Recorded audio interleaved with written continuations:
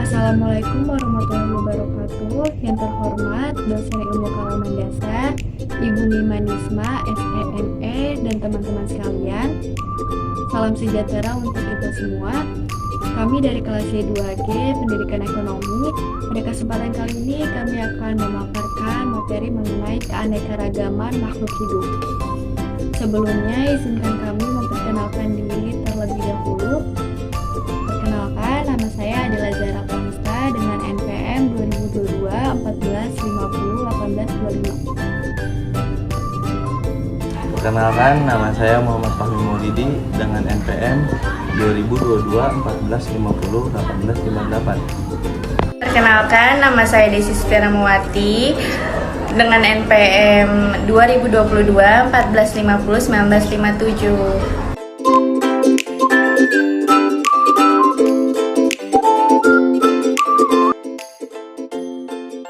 Pertama, mengidentifikasi keanekaragaman makhluk hidup adalah keseluruhan variasi berupa bentuk, penampilan, jumlah, dan sifat yang dapat ditemukan pada makhluk hidup. Setiap makhluk hidup memiliki ciri dan tempat hidup yang berbeda-beda.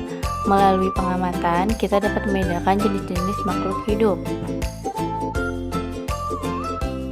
Keanekaragaman ini bisa meliputi jumlah atau frekuensi dari ekosistem spesies hingga gen di suatu tempat. Singkatnya, keanekaragaman hayati adalah keanekaragaman makhluk hidup yang terjadi karena perbedaan bentuk, ukuran, warna, tekstur, hingga sifat-sifatnya. Kemudian selanjutnya yaitu proses evolusi makhluk hidup di bumi ini. Menurut Aristoteles, tahun 384 sampai 322 sebelum Masehi, Aristoteles menganut teori skala alami. Dikutip situs Kementerian Pendidikan dan Kebudayaan atau Kemendikbud, teori yang disampaikan Aristoteles membahas bahwa semua bentuk kehidupan disusun menurut suatu skala atau tangga yang kompleksitasnya meningkat ke atas. Menurutnya, setiap bentuk kehidupan makhluk hidup mempunyai suatu tangga dengan anak tangga masing-masing yang pada tingkatnya yang berbeda-beda.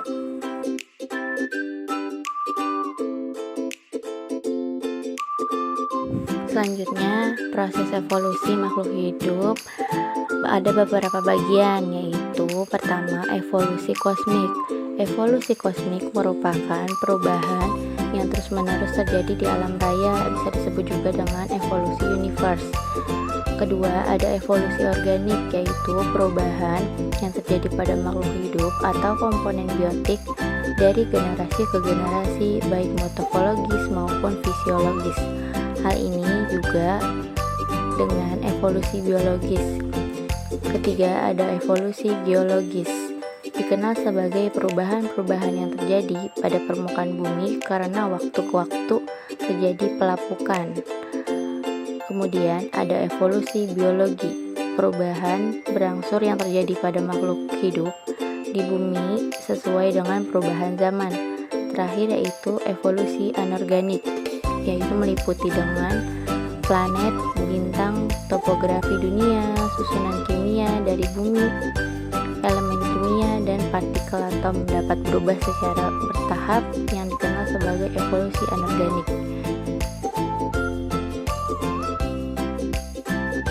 Yang kedua ada mendeskripsikan tentang tingkat keragaman makhluk hidup. Secara umum, keanekaragaman hayati dibagi menjadi 3 tingkatan, yaitu tingkat gen, tingkat individu atau spesies, dan tingkat ekosistem. Apa bedanya tingkat-tingkatan tersebut? Nah, di sini yang pertama ada keanekaragaman hayati tingkat genetik. Keanekaragaman tingkat genetik terjadi karena adanya keanekaragaman susunan gen. Jadi, perangkat gen itulah yang menentukan ciri dan sifat yang dimiliki oleh suatu individu. Contohnya itu ada perbedaan tipe rambut, adanya orang yang berambut keriting, lurus, ikal itu terjadi karena adanya keanekaragaman tingkat genetik. Di sini ada salah satu contoh lainnya, ada pada bunga mawar. Meski sama-sama bunga mawar dan mempunyai nama spesies rose hybrid, tetapi warna mahkota pada bunga mawar bisa berbeda-beda. Hal ini karena susunan gen penyusun bunga mawar yang satu dengan bunga mawar yang lain berbeda.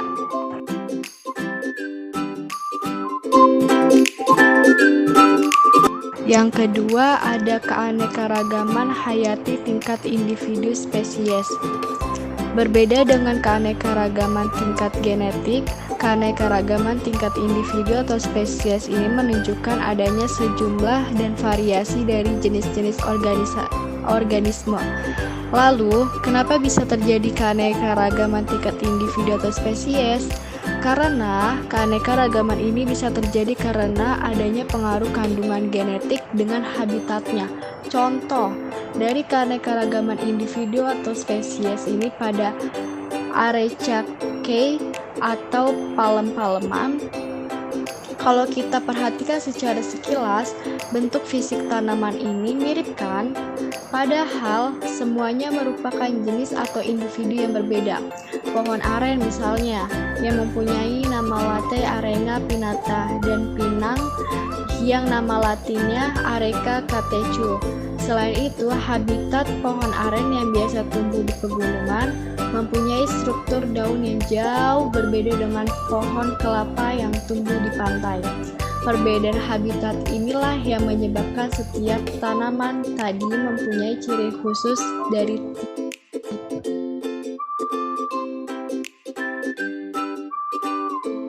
Yang terakhir, ada keanekaragaman hayati tingkat ekosistem. Setiap ekosistem mempunyai keunikan dan ciri khasnya sendiri-sendiri. Keanekaragaman tingkat ekosistem menggambarkan jenis populasi organisme dalam suatu wilayah.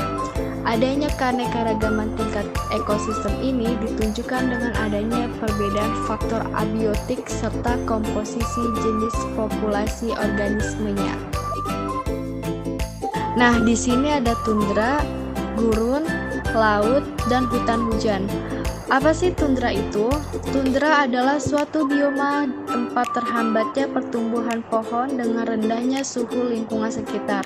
Oleh karena itu, daerah ini disebut daerah tanpa pohon.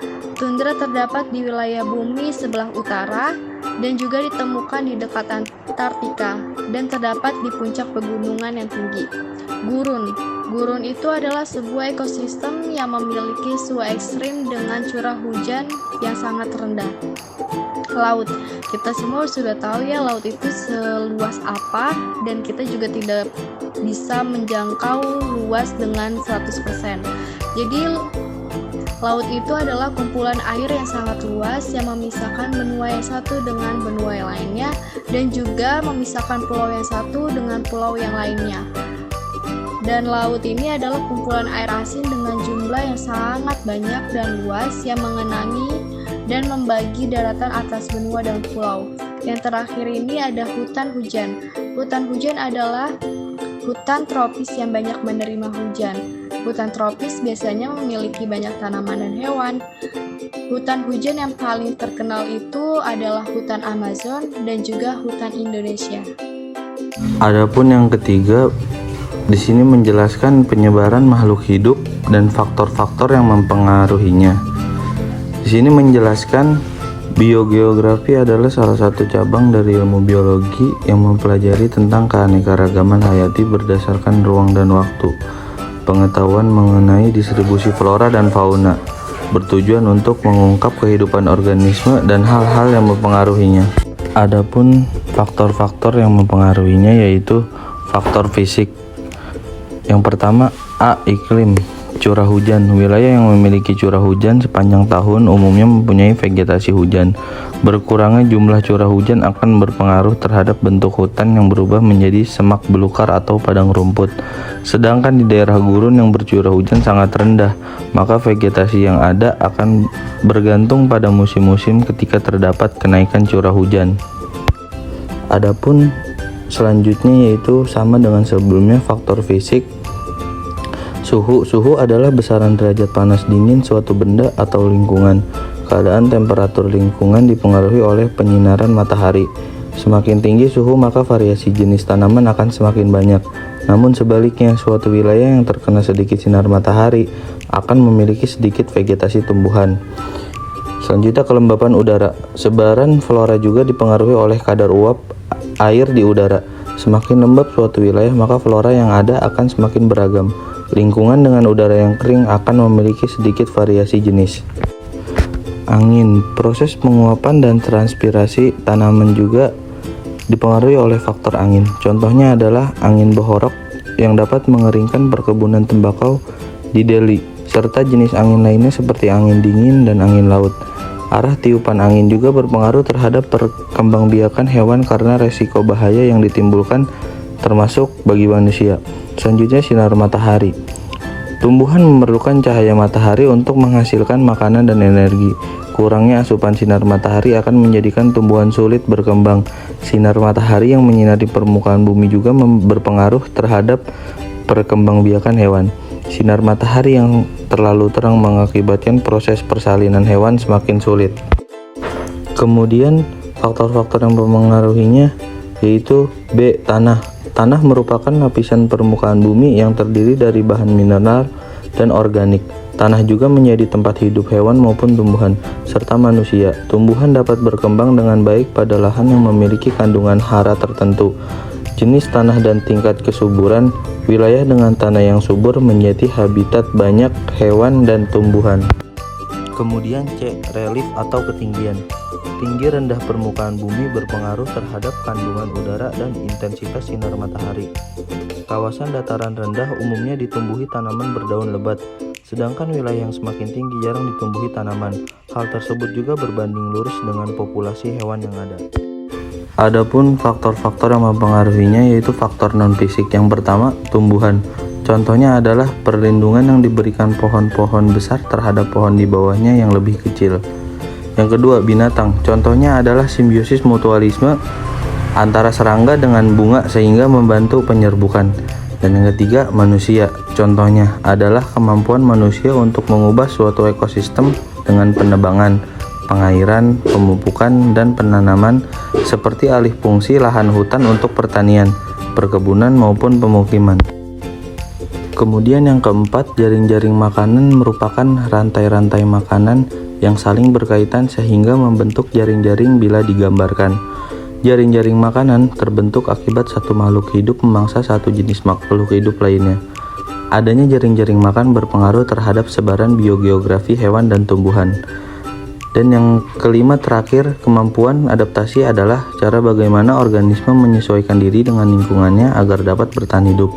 Organisme yang mampu beradaptasi akan terjamin keberlangsungan hidup dan populasinya. Keanekaragaman hayati merupakan hal yang penting bagi kehidupan. Keanekaragaman hayati berperan sebagai indikator dari sistem ekologi dan sarana untuk mengetahui adanya perubahan spesies. Keanekaragaman hayati juga mencakup kekayaan spesies dan kompleksitas ekosistem sehingga dapat mempengaruhi komunitas organisme, perkembangan, dan stabilitas ekosistem. Indonesia dikenal oleh masyarakat dunia sebagai salah satu negara mega biodiversity. Sebutan ini didukung oleh keadaan alam di Indonesia dengan iklim tropis yang menjadi habitat yang cocok bagi berbagai flora dan fauna. Hal ini menjadikan keanekaragaman hayati atau biodiversitas di Indonesia menjadi terhitung sangat tinggi. Berdasarkan geografis, Indonesia terletak di antara 6 derajat lintang utara sampai 11 derajat lintang selatan. Artinya, Indonesia berada di daerah tropis. Daerah tropis memiliki ciri khas di mana suhu rata-rata antara 26 derajat Celcius sampai 28 derajat Celcius. Dengan curah hujan yang cukup tinggi yaitu 700 sampai 7000 mm per tahun dan memiliki tanah yang cukup subur karena pelapukan batuan induk cukup cepat terjadi. Indonesia juga terletak di antara dua rangkaian pegunungan muda, yaitu Sirkum Pasifik dan Sirkum Mediterania. Berdasarkan hal ini, Indonesia sering sekali disebut sebagai negara Ring of Fire. Banyaknya gunung api yang ada di Indonesia menyebabkan tanah yang ada menjadi subur, terutama di Pulau Jawa dan Sumatera. Keadaan abiotik yang sangat bervariasi ini membuat Indonesia kaya akan jenis flora dan fauna. Indonesia memiliki 10% jenis tanaman dari seluruh spesies tanaman yang ada di dunia, 16% spesies herpetofauna, 12% spesies mamalia, dan 17% spesies burung di dunia. Sejumlah spesies pun bersifat endemik, yang artinya spesies tersebut hanya ada di Indonesia dan tidak ditemukan di wilayah manapun di seluruh dunia. Contoh flora dan fauna endemik di Indonesia antara lain burung cendrawasih di Papua, burung maleo di Sulawesi, komodo di Taman Nasional Komodo, anoa di Sulawesi, Rafflesia arnoldi yang tersebar di Pulau Sumatera. Kesimpulan dari keanekaragaman makhluk hidup adalah keanekaragaman organisme yang menunjukkan keseluruhan atau totalitas variasi gen, jenis, dan ekosistem pada daerah. Tingkat keanekaragaman hayati terdiri dari 3, yaitu keanekaragaman gen, keanekaragaman spesies, dan keanekaragaman ekosistem. Faktor-faktor yang menyebabkan hilangnya keanekaragaman tersebut di suatu daerah disebabkan oleh hilangnya habitat, pencemaran tanah, udara dan air, perubahan iklim, eksploitasi tanaman dan hewan, masuknya spesies pendatang, dan industrialisasi pertanian dan hutan. Untuk mencegah kepunahan keanekaragaman tersebut, diperlukan usaha untuk melestarikan, baik usaha untuk pelindungan maupun pengawetan alam, serta pelestarian keanekaragaman makhluk hidup yang meliputi pelestarian secara in situ maupun ex situ. Sekian dari pemaparan kelompok kami. Terima kasih.